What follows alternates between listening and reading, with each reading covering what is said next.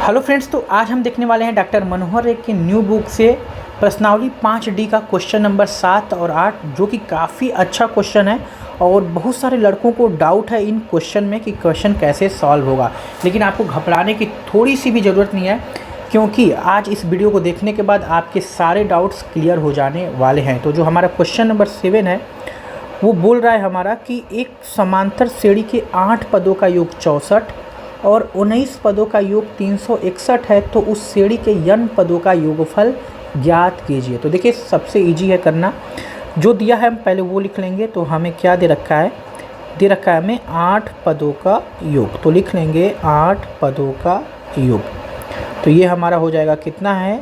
64 है। ठीक है। अब देखिए, 8 पदों को योगफल को हम सूत्र पे तोड़ लेंगे। तो कौन से सूत्र पे तोड़ेंगे हम 8 पदों को योगफल को?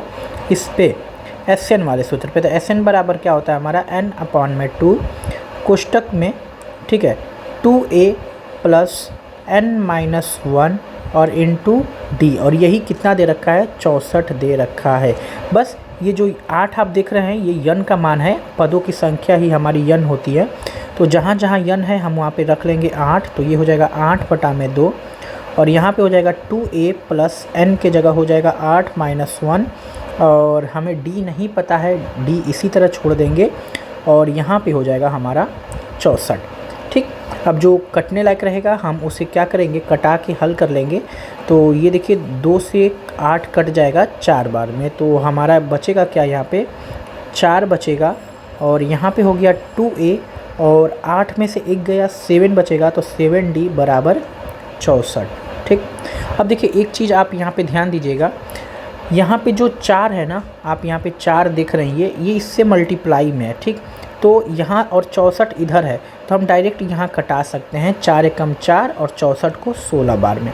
तो यहाँ पे बचा 2a प्लस 7d और बराबर में हमारा 16 और इसको मान लेंगे हम समीकरण नंबर 1, क्योंकि इसके बाद हम सॉल्व नहीं कर सकते, समीकरण मान लिया जाता है। फिर इधर आते हैं, बोल रहा है 19 पदों का योग हमारा 361 है। तो लिख लेंगे 19 पदों का योग बराबर 361। अब 19 पदों को फिर इसी सूत्र पे तोड़ लेंगे, SN वाला, यानी n/2 ब्रैकेट में 2a plus n-1 into D बराबर में हमारा कितना दिया है? 361। अब मान रख लेंगे, n की जगह हमारा कितना इस बार 19 है, तो n की जगह हम लिख लेंगे 19। ठीक है, ये n का काम करेगा इसमें। तो 19/2 और 2a हो गया प्लस n के जगह हमारा हो गया 19 माइनस 1 और d के जगह d ही रखने लेंगे और बराबर हो गया 361। तो ऐसे आपको लिख लेना है। अब ध्यान दीजिए, यहाँ पर भी फिर वही काम करेंगे। क्या काम करना है आपको? आप यहाँ पे देख सकते हैं कि ये 19 से और 361, 19 में 19 का गुणा करेंगे तो 361 आएगा, 19 बार में कट जाएगा। ठीक है। तो यहाँ पे बचा हमारा 1/2 और यहाँ पे हो गया हमारा 2a प्लस 19 में से 1 गया 18d और बराबर में हो गया हमारा 19। अब देखिए, ये 1/2 है ना, जब उधर जाएगा यानी 2 उधर जाएगा तो गुणा हो जाएगा, यानी 2a प्लस 18d और बराबर, ये जब 2 उधर जाएगा तो यहाँ पे भाग में है, उधर जाएगा तो गुणा में हो जाएगा। तो 19 गुना के 38 हो जाएगा, यानी समीकरण नंबर 2। अब हमारे पास 2 समीकरण है, काफ़ी इजी है प्रश्न को हल करना और बनाना। तो दोनों समीकरण को लिख के बस हल कर देंगे, आंसर आ जाएगा। तो लिखेंगे समीकरण 1 व 2 को हल करने पर। ठीक है, कोई भी विधि, आपको जो भी विधि आती है, विलोपन विधि, प्रतिस्थापन विधि, तो समीकरण 1 व 2 से ऐसे लिख लेंगे। विलोपन विधि चूँकि आसान होता है तो हम लोग विलोपन विधि ही लगाएंगे। तो यहाँ पे लिख लेंगे 2a प्लस 7d बराबर में हो गया 16, समीकरण नंबर 1। और इसके नीचे लिख लेंगे 2a, ठीक है, 1 मिनट नीचे लिख लेता हूँ मैं थोड़ा सा, यहाँ पे हो जाएगा 2a, ठीक, प्लस 18d और बराबर में हो जाएगा 38। ये हो गया समीकरण नंबर 2। दोनों समीकरण को हल करते हैं तो देखिए, यहाँ पे चिन्ह बदल दिया जाता है समीकरण को हल करते समय। तो ये चिन्ह बदल देंगे क्योंकि सेम चीज़ों को घटाना होता है। आपको विलोपन विधि आता ही होगा, अगर नहीं आता है तो पहले आप विलोपन विधि सीख लीजिए। प्लेलिस्ट में आपको वीडियोस मिल जाएगा, आप जाके प्ले लिस्ट में वीडियो को ढूंढकर देख लीजिएगा। उसमें प्रतिस्थापन और विलोपन विधि काफ़ी अच्छे ढंग से मैंने बताया है। अगर आप वो देख लेते हैं तो आपको फ्यूचर में एक भी डाउट नहीं आएगा, कभी भी नहीं। तो ये देखिए कट गया, और 7D में से 18D नहीं जाएगा, उल्टा घटाएंगे। 18D में से 7D घटा देंगे तो ये बचेगा -11D, और 38 में से 16 घटा देंगे तो ये बचेगा हमारा -22। D को यहीं छोड़ देंगे, यहाँ पे -22 है और -11 गुणा में है, उधर जाएगा तो बटा में हो जाएगा। अब सिंपली हमारा प्रश्न यहाँ पे हल हो जाएगा। माइनस से माइनस ख़त्म हो जाएगा, और 11 एकम 11, 11 दूना के 22, यानी D का मान कितना आ गया 2। और D का मान अगर 2 आ गया तो D का मान कोई भी समीकरण में रख देंगे तो हमारा क्या आ जाएगा, A का मान आ जाएगा, क्योंकि हमें D और A का मान ज़रूरी होता है ऐसे प्रश्नों में, मतलब समांतर श्रेणी वाले प्रश्न में। तो लिख देंगे 1 मिनट, यहाँ पे D का मान हमारा ये 2 है, तो इसको मैं लिख लेता हूँ यहाँ पे बराबर में 2। अब लिखूँगा मैं यहाँ पे D का मान, ठीक है। 1 मिनट, कलर्स मैं चेंज कर ले रहा हूँ ताकि आपको दिक्कत ना हो समझने में। लिखूँगा D का मान समीकरण 1 में रखने पर, आपका जिसका मन जिस समीकरण में मन उसमें रखिए, दोनों से आंसर सेम आएगा। समीकरण 1 में रखने पर, तो D का मान समीकरण 1 में रख लेंगे तो समीकरण 1 हमारा क्या है, 2A + 7D बराबर में 16 है। तो यहाँ पे लिख लेंगे 2A + D का मान 7 × 2 बराबर 16, तो ये 2 हो गया, प्लस 7 दूना के 14 बराबर 16। 14 को उधर भेज देंगे तो हो जाएगा 16 - 14, तो 2A बराबर 16 में से 14 गया 2 बचेगा, और यहाँ पे A का मान क्या हो जाएगा, ठीक है, A बराबर 2 और 2 उधर जाएगा तो बटा में हो जाएगा, यानी A का मान कितना हो गया, 1 हो गया। तो हमें 2 चीज़ का मान निकल गया जो काफ़ी ज़रूरत होती है, D का मान और A का मान। अब हमसे पूछा था क्या चीज़, उस श्रेणी के n पदों का योगफल हमसे पूछा था कि बताइए n पदों का योगफल क्या होगा, ठीक है। तो n पदों का योगफल का हमारा सूत्र क्या होता है, थोड़ा सा मैं इसको सही कर लेता हूँ, यहाँ पे लगा लेता हूँ, ठीक है। हमें n पदों का योगफल पूछा है, तो आपको पता होगा n पदों का योगफल का सूत्र वो होता है हमारा SN बराबर n/2 और ब्रैकेट में 2A + n-1 और n2 में D, ठीक। बस अब n पदों का योगफल है तो n का मान तो n ही रहेगा, ठीक है। तो n/2 लिख लेंगे, 2 हो गया। A का मान हमारा 1 आया है तो मल्टीप्लाई A प्लस n के जगह n ही रहेगा क्योंकि n पदों का योगफल है, और D का मान 2 आया है तो 2 लिख लेंगे। अब इसको हल करना है और आंसर आ जाएगा। तो ये n/2 हो गया और ये 2 एकम 2 हो गया, ठीक है।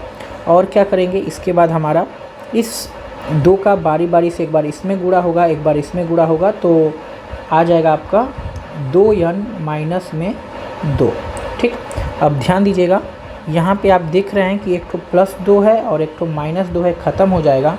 तो यहाँ पे बचेगा n/2, ब्रैकेट खोल देंगे और यहाँ पे बचेगा 2n, ठीक है। तो 2 से 2 ये कट गया, n गुणे n बचा, और n गुणे n हमारा कितना हो जाएगा, n² होगा, और यही हमारा हो गया इस प्रश्न का आंसर, यानी कि n पदों का योगफल का मान हमारा कितना हो गया, n² हो गया। तो फ्रेंड्स, उम्मीद करते हैं आपको ये प्रश्न समझ में आई होगी।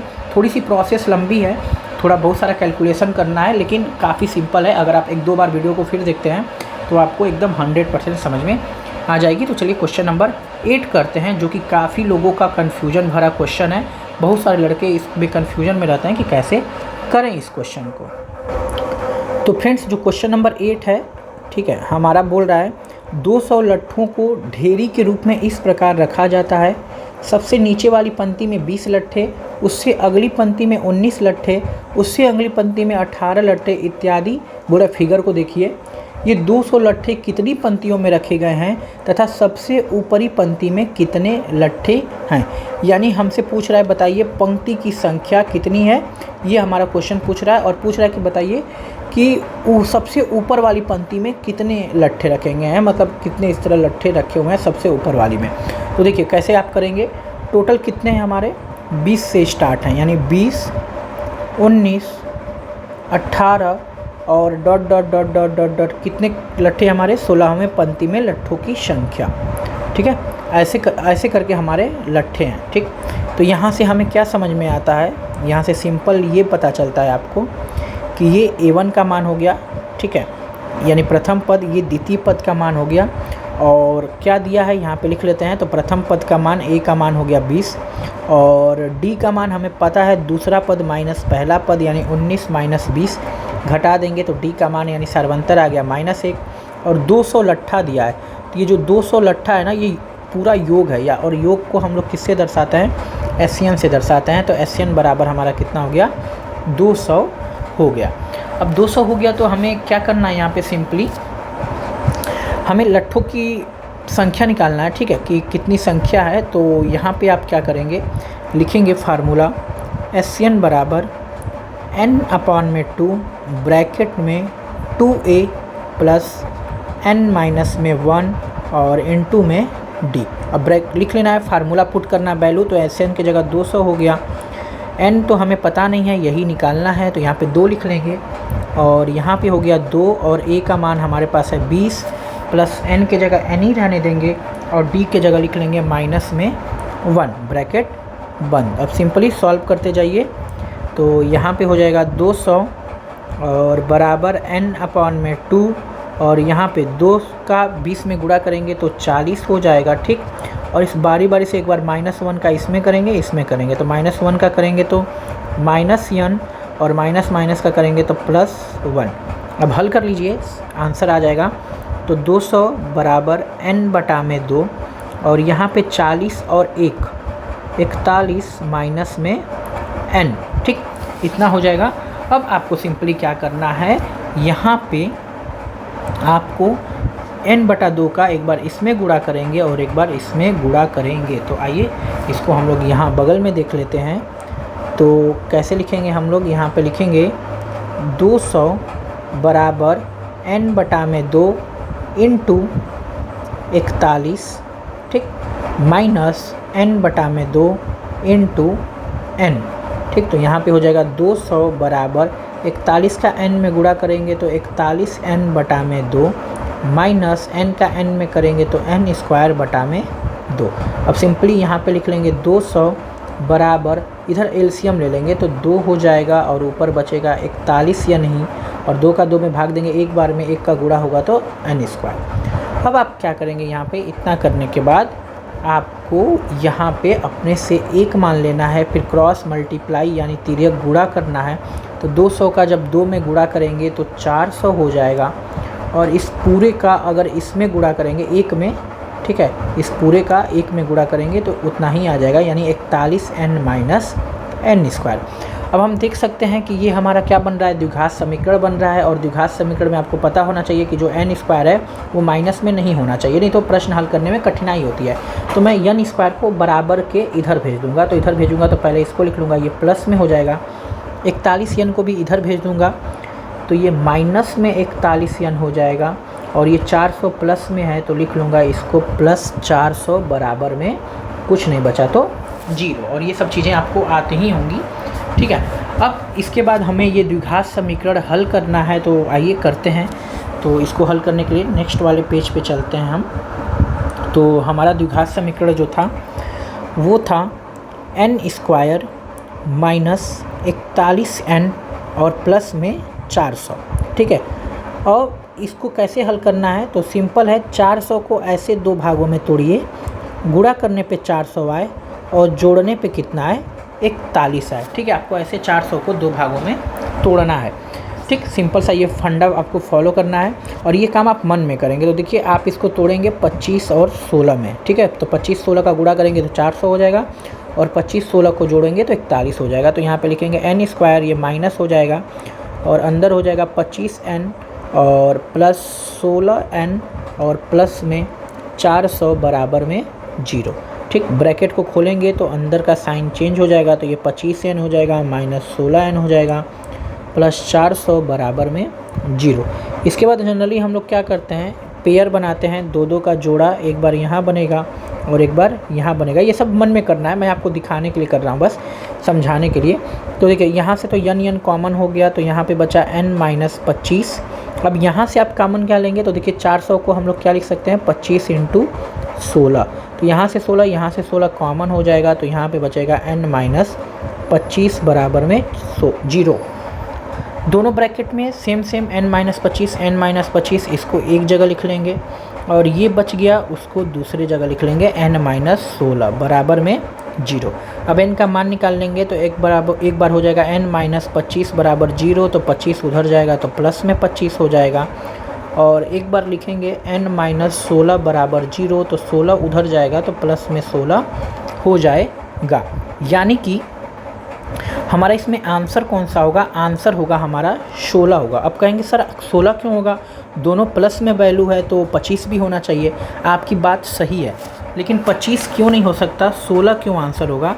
तो लिखेंगे आप आंसर में 16 और लिख देंगे 25 नहीं हो सकता, 25 नहीं हो सकता क्योंकि सबसे अंत में 20 ही रखा हुआ है। कितना है? 20। प्रश्न में बोला है कि सबसे आखिरी में कितना हो सकता है? 20 ही हो सकता है, तो सबसे अंत में 20 है, तो इसीलिए 20 से कम ही रहेगा या 20 ही रहेगा, तो 16 हमारा आंसर हो जाएगा, 25 नहीं होगा। तो ये तो हो गया हमारा पंक्ति की संख्या। पंक्ति की संख्या कितना हो गया? 16 हो गया टोटल हमारा। अब बोला है कि 16वें पंक्ति में लठों की संख्या बताइए, तो फिर से एक क्वेश्चन का आंसर आया। अब लिखेंगे हम 16वें पंक्ति में लठों की संख्या। तो 16वें पंक्ति में लठों की संख्या क्या हो जाएगा? लिख लेंगे A16 बराबर A + 15D। तो यहाँ पे हो जाएगा A की जगह हो जाएगा 20 + 15 और D की जगह हो जाएगा -1। तो ये हो जाएगा 20 और 15 एकम 15 माइनस में 15 और 20 में से 15 जाएगा, कितना हो जाएगा? 5। तो ये हो गया हमारा 16वें पंक्ति में कितने लट्ठे रखे हुए थे? 5 रखे हुए थे। तो इस तरह ये 2 प्रश्नों का आपका एकदम हल हो गया, और उम्मीद करते हैं आपको समझ में आ गया होगा।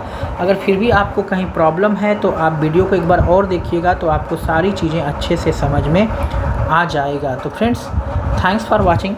अगर आपको वीडियो अच्छा लगा तो प्लीज़ वीडियो को ज़रूर लाइक कर दीजिएगा, और अपने दोस्तों के साथ अपने फ्रेंड ग्रुप में, स्टडी ग्रुप में ज़रूर शेयर करिएगा। और अगर आप हमारे चैनल पे न्यू हैं तो चैनल को सब्सक्राइब कर दीजिएगा। ऐसे वीडियोस आपको बार बार मिलते रहेंगे, जिससे आपके सारे डाउट्स क्लियर होते रहेंगे। तो फिर मिलते हैं नेक्स्ट क्वेश्चन इस चैप्टर के नेक्स्ट वीडियो में। तो अभी तक के लिए इतना ही, हमें दीजिए इजाज़त। जय हिंद, नमस्कार।